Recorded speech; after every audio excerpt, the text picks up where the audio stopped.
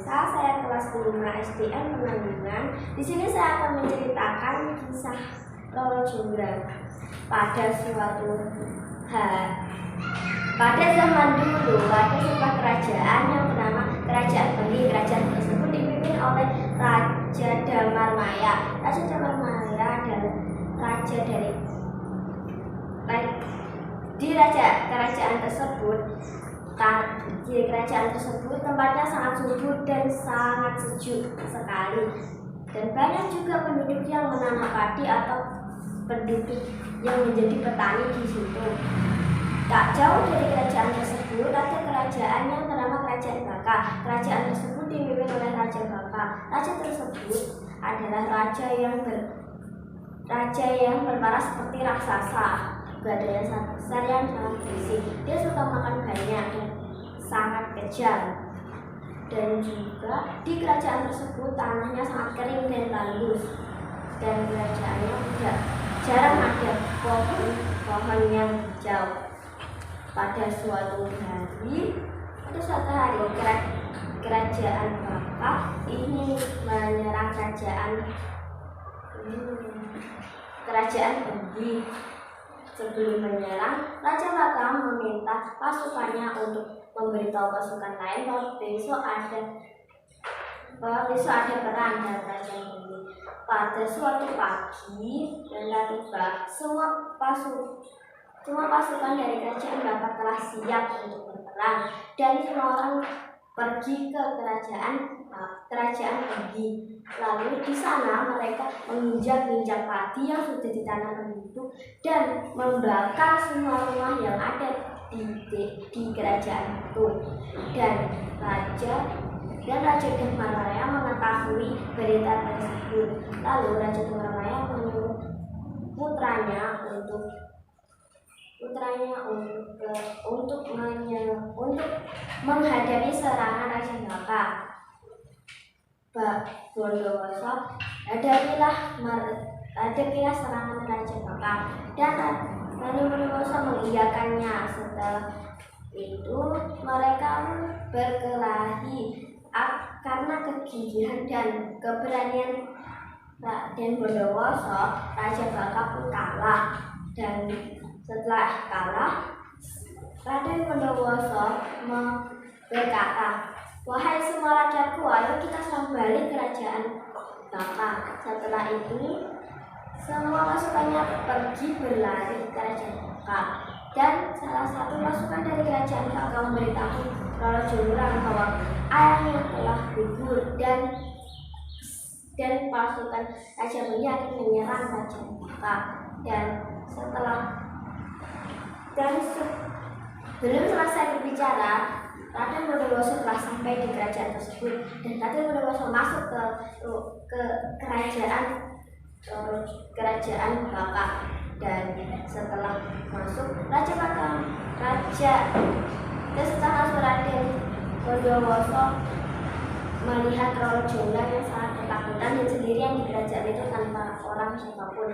Lalu Roro Jonggrang kaget karena Raden Bondowoso telah sampai di situ.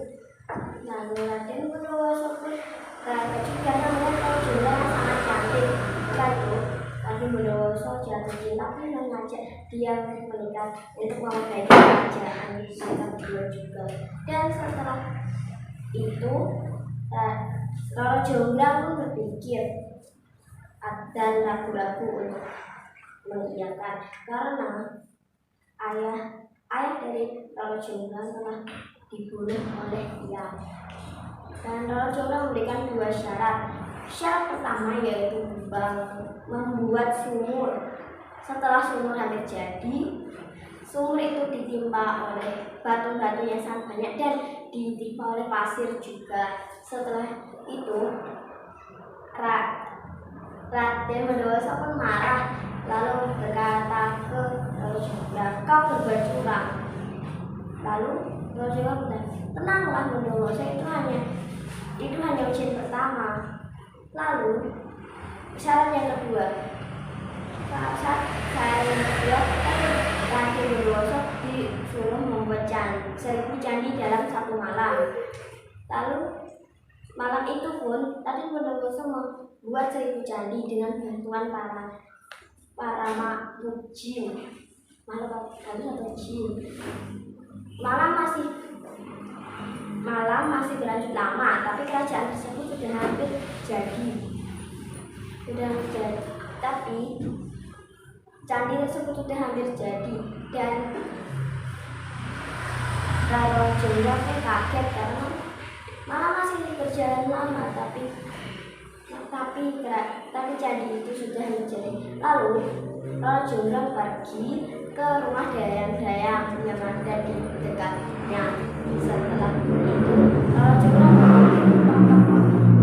lalu dayang pun satu dayang keluar, lalu memberitahu kepada dayang-dayang lainnya untuk pergi ke arah timur untuk menunggu pagi. Setelah itu dia pergi ke arah timur. Semua orang, sebagian dayang menunggu pagi dan sebagiannya membakar jerami yang sangat banyak. Setelah membakar jerami itu ditambah terus sampai terlihat seperti cahaya yang sangat besar. Ayam yang melihat cahaya yang sangat terang itu, ayam mengira bahwa itu adalah matahari yang akan terbit. Lalu ayam berkokok, "Kukuruyuk." Setelah itu para jin pun berlarian.